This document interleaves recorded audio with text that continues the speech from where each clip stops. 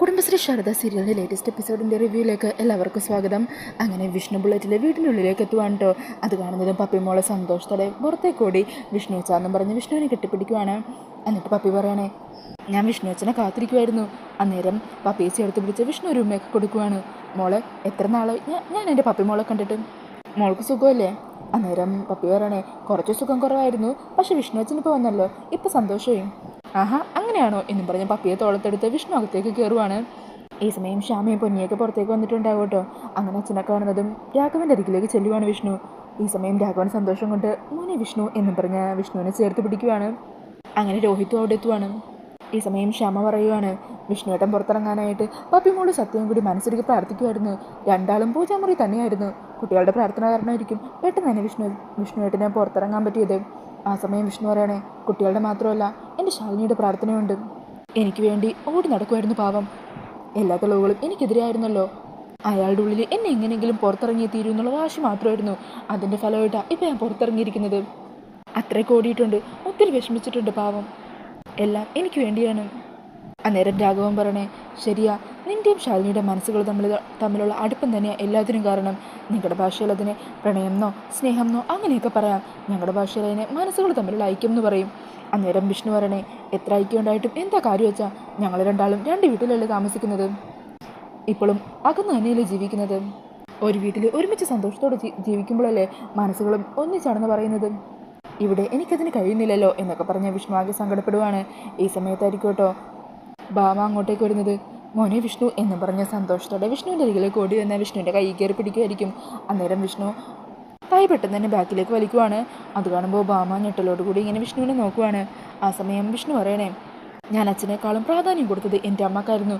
സ്കൂളിൽ മീറ്റിങ്ങിൽ അച്ഛനെ കൊണ്ടുവരാൻ ടീച്ചേഴ്സ് പറയും, എന്നാൽ ഞാൻ എൻ്റെ അമ്മയെ കൂട്ടിക്കൊണ്ട് പോകുന്നത് അത് അച്ഛനെ വില കുറച്ച് കാണിക്കാനല്ല. അമ്മയായിരുന്നു എൻ്റെ കരുത്തും ബലവും എല്ലാം. എനിക്ക് എന്ത് തന്നെ പറ്റിയാലും അമ്മ എൻ്റെ കൂടെ നിൽക്കുമെന്ന് ഉറപ്പായിരുന്നു. എൻ്റെ എല്ലാ ആഗ്രഹങ്ങളും അമ്മ സാധിച്ചു തരുമെന്ന് ഉറപ്പായിരുന്നു. എന്നാൽ അമ്മ തന്നെയാണ് ഇപ്പോൾ എൻ്റെ ജീവിതം തകർത്തുകൊണ്ടിരിക്കുന്നത്. എൻ്റെ ആഗ്രഹങ്ങളും ഇഷ്ടങ്ങളും കണ്ടില്ല എന്ന് നടിക്കുന്നത്. ഇത്രയും നാളും അമ്മ പറയുന്നത് കേട്ട് ഒരടിമയെ പോലെ ഞാനിവിടെ ജീവിക്കുമായിരുന്നു. എന്നിട്ട് എന്തായി? എൻ്റെ ജീവിതമാണ് എനിക്ക് നഷ്ടമായത്. എന്നാൽ ഇനി അങ്ങനെ എൻ്റെ ഇഷ്ടങ്ങളെല്ലാം ബലിയാടാക്കി ഇവിടെ ജീവിക്കാനായിട്ട് ഞാൻ ഉദ്ദേശിക്കുന്നില്ല. ഞാനിവിടെ നിറങ്ങുവാണ്. അമ്മയോടുള്ള വെറുപ്പുള്ളി വെച്ചുകൊണ്ട് എനിക്ക് അമ്മയോട് സ്നേഹത്തോടെ പെരുമാറാൻ ആവില്ല. അതുകൊണ്ട് തന്നെ ഞാൻ ഈ വീട്ടിൽ ഇനി നിൽക്കില്ല. എല്ലാ സന്തോഷങ്ങളും ഉപേക്ഷിച്ച് ഒരു മരവിച്ച ജീവിതം തീർത്ത് ഞാൻ മതിയായി. ഇത് സിനിമയും നാടകമൊന്നും അല്ലല്ലോ, എൻ്റെ ജീവിതമല്ലേ. അതുകൊണ്ട് ഞാൻ ഈ തീരുമാനം എടുത്തു കഴിഞ്ഞു.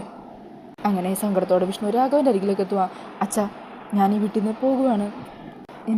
എൻ്റെ മുമ്പിൽ ഇനി വേറെ മാർഗ്ഗമില്ല അച്ഛാ. അങ്ങനെ പറഞ്ഞ് സങ്കടപ്പെട്ട് വിഷ്ണു അകത്തേക്ക് കയറി പോകുക. ഈ സമയം ഭാമ കരഞ്ഞുകൊണ്ട് രാഘവൻ്റെ അരികിലേക്ക് എത്തുക. രാഘവേട്ട, അവൻ പറഞ്ഞത് കേട്ടില്ലേ? അവൻ ഈ വീട്ടിൽ നിന്ന് പോകുവാണെന്ന്. രാഘവേട്ടൻ എന്തോ ഒന്നും പറയാത്തത്? അന്നേരം രാഘവൻ പറഞ്ഞേ, അവൻ പോകുന്നെങ്കിൽ പോട്ടെ. നീ കാരണോ, നിൻ്റെ ഈ വാശി കാരണോ അവൻ ഇവിടുന്ന് പോകുന്നത്. ഇവിടുന്ന് പോയാലെങ്കിലും അവന് സന്തോഷത്തോടെ ജീവിക്കാൻ പറ്റുമെങ്കിൽ അങ്ങനെ ആയിക്കോട്ടെ. ഈ സമയം ഭാമ രോഹിത്തിൻ്റെ അരികിലേക്ക് ചെല്ലുക. രോഹിത്തെ, നീയെങ്കിലും അവനെ ഒന്ന് പറഞ്ഞ് മനസ്സിലാക്ക്. അവനെ തട, അവൻ ഇവിടുന്ന് പോകാൻ പാടില്ല. അന്നേരം രോഹിത്ത് ചോദിക്കണേ, ഞാൻ എങ്ങനെയാണ് വിഷ്ണു ബ്രോയെ തടയുന്നത്? അങ്ങനെ തടഞ്ഞു കഴിഞ്ഞാൽ ബ്രോയുടെ ജീവിതം നശിപ്പിക്കാൻ നോക്കുന്ന ഒരാളായിട്ടല്ലേ ബ്രോ എന്നെയും കാണുള്ളൂ. ശാലിനി ഈ വീട്ടിലേക്ക് വരുന്നതല്ലേ സത്യാമ്മയ്ക്ക് ഇഷ്ടമല്ലാത്തത്. അങ്ങനെയാണെങ്കിൽ വിഷ്ണു ബ്രോയും ശാലിനിയും കൂടി മറ്റെവിടെയെങ്കിലും പോയി സന്തോഷത്തോടെ ജീവിക്കട്ടെ. നമുക്ക് അകന്നു നിന്ന് അവരുടെ ജീവിതത്തിലെ സന്തോഷം കാണാം. അകന്നു നിന്നുകൊണ്ട് മാത്രം. ഈ സമയം വിഷ്ണു ബാഗൊക്കെ പാക്ക് ചെയ്ത് പുറത്തേക്ക് ഇറങ്ങി വരുവാണ് കേട്ടോ. അങ്ങനെ വിഷ്ണു അവിടെ നിന്ന് പോകാൻ തുടങ്ങുമ്പോൾ ഭാമ തടഞ്ഞുകൊണ്ട് വിഷ്ണുവിൻ്റെ കൈ കയറി പിടിക്കണേ. മോനെ, നീ പോവല്ലേ. നിനക്ക് അമ്മയെ വിട്ട് പോകാൻ പറ്റുമോ? അമ്മയെ കാണാതിരിക്കാനായിട്ട് പറ്റുമോ? നിനക്കങ്ങനെ പറ്റിയാലും ഈ അമ്മക്ക് പറ്റില്ല. അമ്മയുടെ ജീവൻ തന്നെ നീയാണ്. നിന്നെ ഒരു നിമിഷം പോലും കാണാതെയോ സംസാരിക്കാനോ ഇരിക്കാൻ ഈ അമ്മയെ കൊണ്ടാവില്ല മോനെ. എൻ്റെ അവസാന ശ്വാസം വരെ നീ എൻ്റെ കൺമുമ്പിൽ തന്നെ വേണം. അതിനുവേണ്ടി എന്ത് ചെയ്യാനും ഞാൻ തയ്യാറാ. നിൻ്റെ ആവശ്യം എന്താ? ശാലിനി ഇവിടെ തിരികെ എത്തിക്കണം, അത്രയല്ലേ ഉള്ളൂ. ശാലിനിയെ തിരികെ കൊണ്ടുവരാനുള്ള കാര്യങ്ങൾ ഞാൻ ആലോചിക്കാം. അതിന് നീ ഈ അമ്മക്ക് കുറച്ച് സമയം മാത്രം തന്നാൽ മതി. അങ്ങനെ പറഞ്ഞ് കരഞ്ഞുകൊണ്ട് ഭാമ അകത്തേക്ക് പോകുവാണ്. അങ്ങനെ ഭാമയുടെ വാക്കുകളൊക്കെ കേട്ട് എല്ലാവരും ഒത്തിരി സന്തോഷത്തോടു കൂടി നിൽക്കുവാണ് കേട്ടോ. വിഷ്ണുവിനാണെങ്കിൽ വിശ്വസിക്കാനാവാതെ ഒരു ഞെട്ടലോടുകൂടി വിഷ്ണു അത് കേട്ട് നിൽക്കുവാണ്. ഈ സമയം പപ്പിമോള് വിഷ്ണുവിൻ്റെ കയ്യിൽ നിന്ന് ആ ബാഗ് വാങ്ങിക്കുക. വിഷ്ണു വെച്ചാൽ ഇനി ആ ബാഗ് ഞാൻ അകത്തേക്ക് കൊണ്ടുപോയി വെക്കാമല്ലോ അല്ലേ, ഇനിയിപ്പോൾ യാത്രയൊന്നുമില്ലല്ലോ. ഈ സമയം രാഘവനും പറയണേ, വിഷ്ണു സന്തോഷമില്ലേടെ നിനക്ക്? അങ്ങനെ അവസാനം നിൻ്റെ ആഗ്രഹം നടന്നില്ലേ?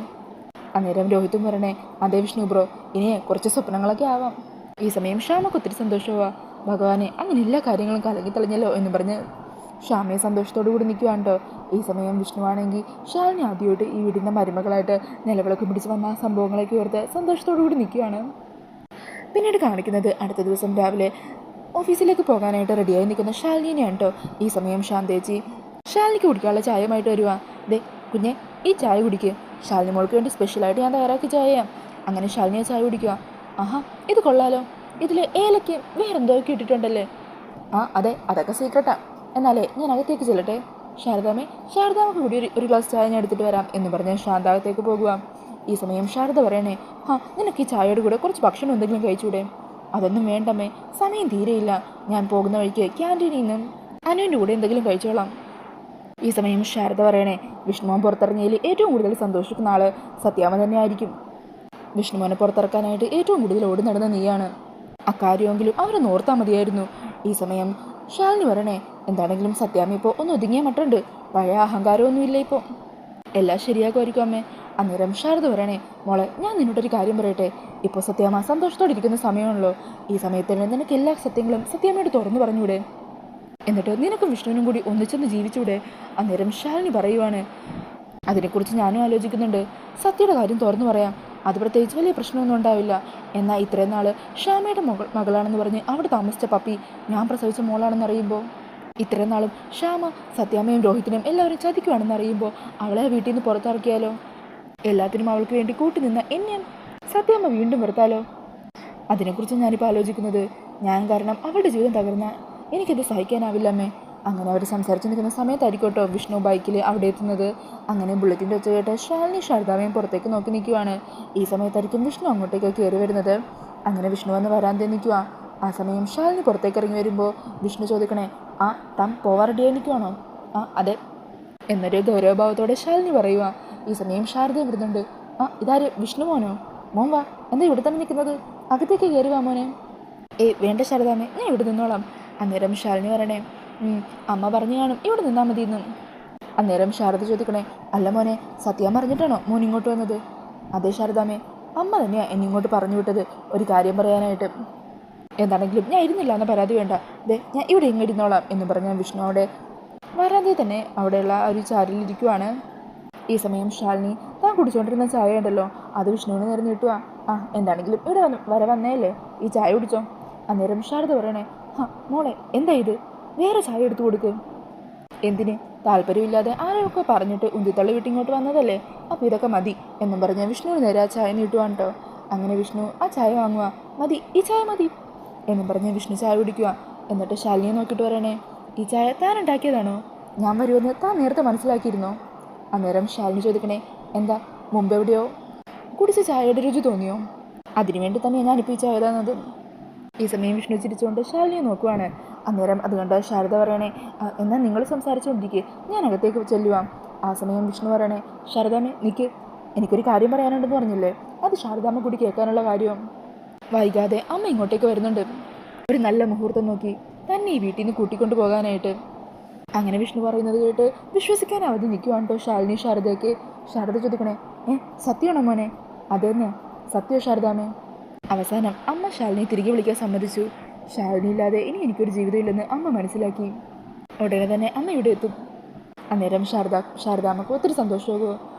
ഭാഗ്യം, അവസാനം കാര്യങ്ങളെല്ലാം കലങ്ങി തെളിഞ്ഞല്ലോ. ഇനി ആർക്കു വേണ്ടി നിങ്ങൾ തമ്മിൽ പിരിയാൻ പാടില്ല. ഇനിയുള്ള നിങ്ങളുടെ ജീവിതം സന്തോഷത്തോടെ ജീവിക്കണം. ഈ സമയം ശാന്താകത്തുനിന്ന് വിളിക്കുവാണ്. അന്നേരം ശാരദാമ്മ വേഗം തന്നെ അവിടെ നിന്ന് പോകുവാണ് കേട്ടോ. ഈ സമയം ശാലിനി ഒത്തിരി സന്തോഷത്തോടെ വിഷ്ണുവിനെ തന്നെ ഇങ്ങനെ നോക്കുക. അന്നേരം വിഷ്ണു ശാലിനിയുടെ കൈ പിടിച്ചിട്ട് പറയണേ, ശാലിനി, നമ്മുടെ ജീവിതത്തിൽ നഷ്ടപ്പെട്ടു പോയ സന്തോഷമൊക്കെ തിരികെ വരാൻ പോകുക. തനിക്ക് സന്തോഷമില്ലേ? ഒത്തിരി സന്തോഷമായി വിഷ്ണു ഏട്ടാ. അന്നേരം വിഷ്ണു പറയണേ, ഇനി ഈ വാക്ക് നമ്മുടെ ജീവിതത്തിൽ എപ്പോഴും ഉണ്ടാകും. എന്ത് വാക്ക്? സന്തോഷം. ഇത്രയും നാൾ നമ്മൾ കരഞ്ഞ് ജീവിക്കുമായിരുന്നില്ലേ, അങ്ങനെ എൻ്റെ കണ്ണീരും പറ്റി തൻ്റെ കണ്ണീരും പറ്റി. ഇനി നമ്മുടെ ജീവിതത്തിൽ ആ ഭാഗം മാറ്റിവെച്ചേക്കാം എന്ന സന്തോഷം മാത്രം. എന്നിട്ട് വിഷ്ണു അകത്തേക്ക് നോക്കി, എന്താ ശാരദാമ്മേ എന്ന് പറഞ്ഞ് ഇങ്ങനെ വിളിക്കുമ്പോൾ ശാലിനി പെട്ടെന്ന് തിരിഞ്ഞു നോക്കുവാണ്. ഈ സമയം പെട്ടെന്ന് തന്നെ വിഷ്ണു ശാലിനിയെ കൈകളിൽ ഇങ്ങനെ കോരിയെടുക്കുവാണ്. അതുകൊണ്ട് ശാലിനി പറയണേ, എന്താ വിഷ്ണു ഏട്ടാ ഇത്, താഴെ ഇറക്കും. അങ്ങനെ ശാലിനിയെ കൈകളിൽ കോരിയെടുത്ത് സന്തോഷത്തോടെ നിൽക്കുന്ന വിഷ്ണുവിനെ കാണിച്ചുകൊണ്ടാണ് ഇന്നത്തെ എപ്പിസോഡ് തീരുന്നത്. അപ്പോൾ ഈ ഒരു റിവ്യൂ ഇഷ്ടമായിട്ടുണ്ടെങ്കിൽ മറക്കാതെ വീഡിയോ ഒന്ന് ലൈക്ക് ചെയ്യണേ.